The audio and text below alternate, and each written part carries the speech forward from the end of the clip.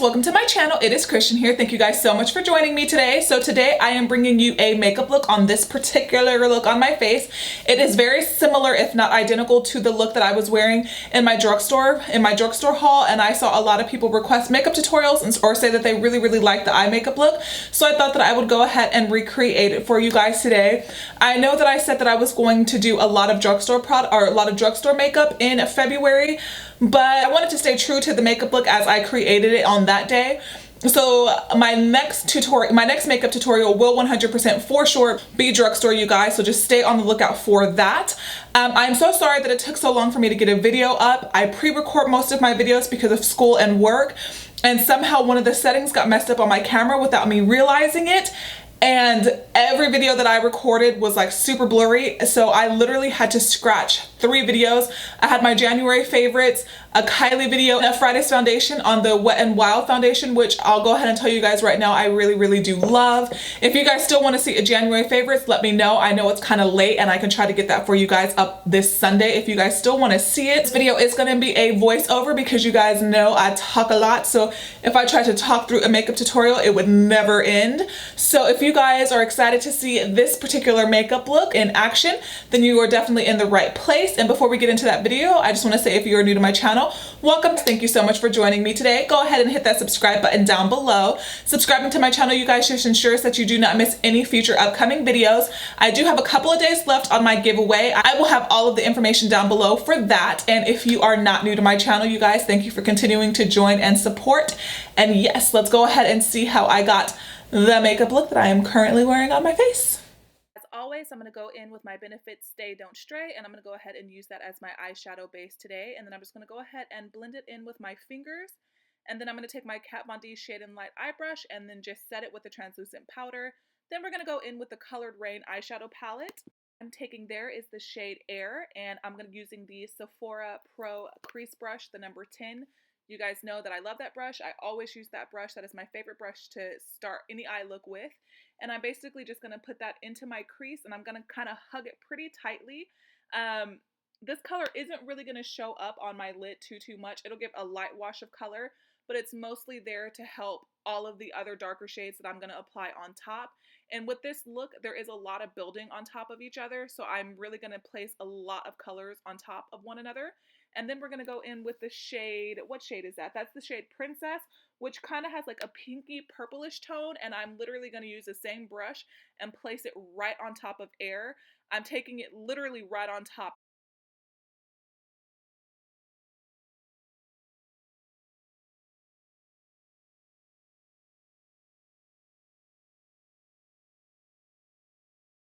And you guys can kind of see that I'm doing windshield wiper motions towards the inner corner of my eye, but once I get to the outer corner of my eye, I do more circular motions to blend the eyeshadow out. And I'm not taking it too low, I'm not taking it too high. I picked up the Tarteist Pro palette, and I'm picking up the purpley shade, which is No Filter. This is a matte purple shade, and I picked this one up because I didn't want to go in right away with the Colored Rain palette and the more vibrant purple. I wanted to make sure I had a nice even blend, and I am taking that on the Luxie 231 small tapered blending brush. And this brush is a little bit finer and a little bit smaller than the previous brush, but I'm still placing it right on top of the previous 2 colors that I laid down, but this time I'm taking that color a little bit lower as well. I did spend a lot of time blending No Filter, you guys, because it did get a little bit choppy for me, but towards the end, I was able to work it out and get a really nice smooth blend. Sometimes that's why it's important to kind of just build and build and build color on top of color to make sure that once you get up to that darkest color, that everything does look nicely, because if you go in straight away with the darkest color and it doesn't blend properly, then your eye look is kind of done for, basically.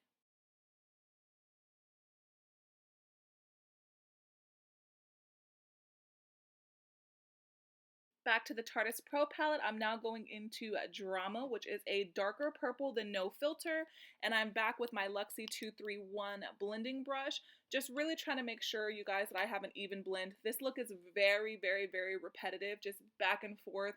Every purple shade that I apply is a little bit darker than the previous one, and I'm just trying to make sure that everything looks very blended and very put together.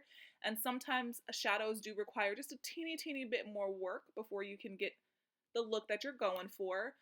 Here you can kind of see me going in with the MAC 217, just really trying to blend that color as best as I can, you guys. I literally spent like 30 minutes blending this look. It gets intense sometimes, you guys. It really does. Back to the Queen of Hearts palette, I'm going in with Ladyship now, and this is just a little bit more of a vibrant purple, not necessarily a darker purple than the ones that I've laid down prior, but it's going to give the look a little bit more of a zhuzh, a punch of color, you guys. So I'm putting that directly on top of all of the other colors that I laid out, but I am making it a little bit darker in the outer corner.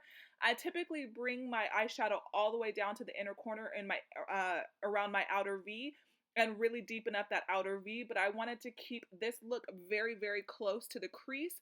I didn't want to put too much color in the outer V because I wanted my eyes to look a little bit more lifted with this look. And when I put things in the outer corner of my eyes, sometimes it just makes it look a little bit too heavy, and I didn't want that for this look. Back in, I believe that's a MAC 217 or one of the Morphe brushes that's a dupe for the MAC 217, and I'm just really working on blending those colors together. Be without the Too Faced glitter glue. I use this with every single look because I have hooded eyes and I want to prevent shadows from transferring to the upper lid. Now I'm going in with Noble Woman on the inner third of my eye, but that ended up being a little bit too pinky purple in the long run, so I ended up covering most of what I'm laying down right here with the shade Queen Mother, which is what I'm putting on now. I do leave Noble Woman kind of in the inner corner, so it'll give a little bit of dimension and a little bit more depth to the look, but I do cover up the majority of the color because I did want it to be very, very purple.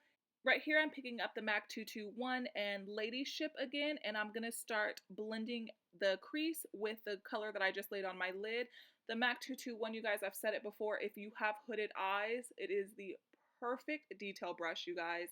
I'm using the Bobbi Brown Enriched Face Base more as a moisturizer than a primer because I am still going to go in with primers over top of this, but I do love this product as a first step. Now I'm going to go in with the Marc Jacobs Remarkable Coconut Primer, I believe it is, and I'm using this as my primer, and because I'm extra, and you guys know that I'm extra, I'm going to go in with the Tarte Clean Slate Smoothing Primer, and I'm just going to focus that on my pores. It goes nowhere else other than my pores and my nose.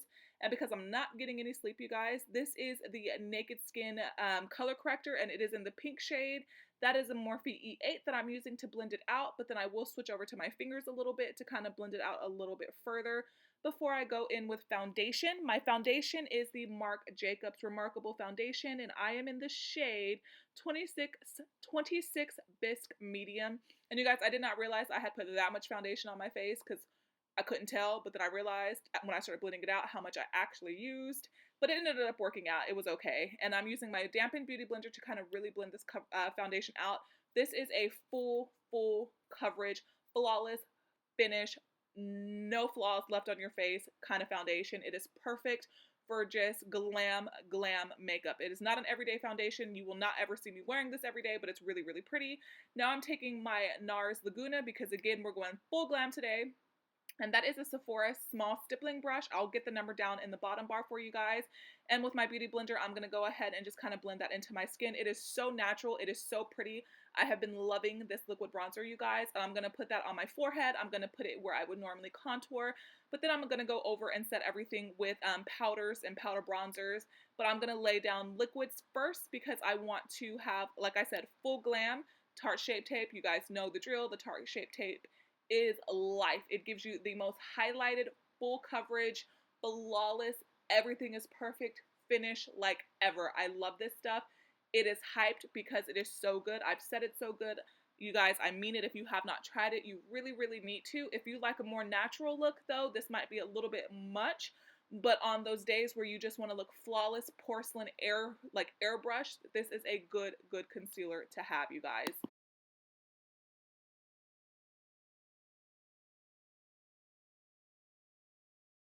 I'm guessing it was a Marc Jacobs kind of day. This is the Marc Jacobs Glow Stick in the shade Spotlight. I'm trying to go back through my collection, you guys, and use stuff I haven't used in a while, which is why I pulled this out, but it is a beautiful. Now I'm taking the butt of my beauty blender and just kind of working out the creases before I go in and set everything with the Laura Mercier translucent powder. Now I do bake, you guys, but I literally leave this powder on maybe for 45 seconds before I wipe it away because I didn't want anything to get too crepey, too dry under my under eyes. I wanted to make sure everything was set and locked and loaded, but I didn't want it on there for too long. So now you kind of just see me brushing it away, and I brush it away almost instantly.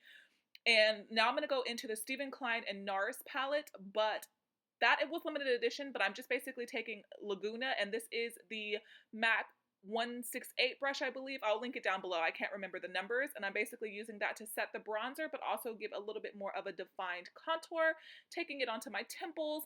I don't usually contour like underneath my jawline and things like that because that's just a little bit too much for me, you guys. Right here, I'm setting it with Becca's Opal. My Opal is broken, so that's why I didn't show it in the picture. And then I'm just kind of taking the Beauty Blender, making sure that everything is melting nicely into the skin. Sometimes I like to take another mirror, which is what you see me doing right there, because my studio lights are a bit much. And then my other light that I'm looking in right now, my mirror has a light, so I need to, have some naturalness. That is the shade Luster from the same Stephen Klein palette that I'm taking. Beautiful blush. Even though that palette was limited edition, you guys, you can still purchase all of that stuff separately. That is my Morphe blush brush. Again, number will be linked down below because I'm not sure what number it is.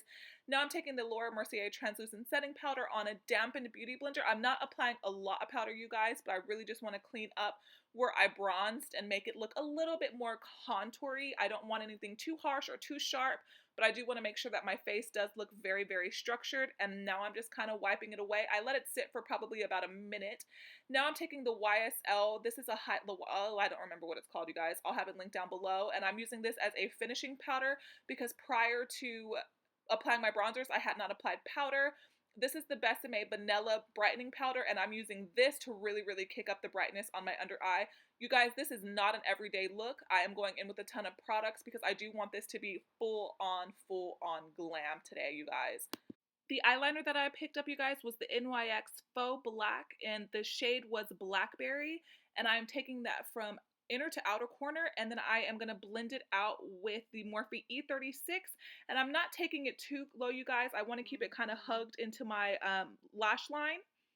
36, and then the shade Princess, I'm going to go ahead and blend out that Blackberry shade just a little bit more, just to kind of give it a little bit more of a smoky look, but again, I don't want to take it too low.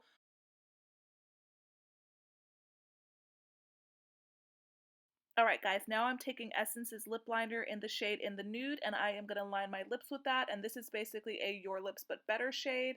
And then I'm going to take Dose of Colors Truffle, and I'm going to go ahead and fill my lips in, of course, and then set everything into place with Urban Decay's Chill Makeup Setting Spray. Alright guys, and that is it. That is the completed look. I really hope that you did enjoy this look today.